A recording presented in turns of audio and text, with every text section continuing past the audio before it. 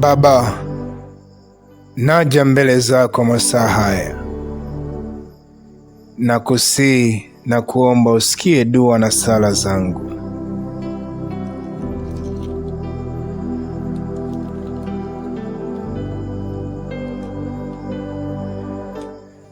Baba yetu uliye mbinguni, jina lako litukuzwe, ufalme wako uje, mapenzi yako yatimizwe hapa duniani kama huko mbinguni.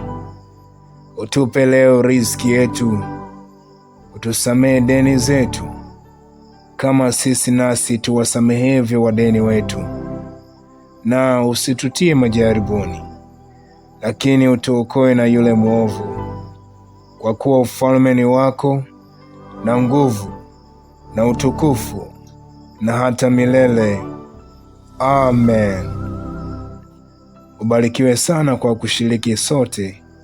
Mungu akubariki kwa kile ulichokitenda na akakutendee kwa kadri ya wingi wa mapenzi yake. Amen.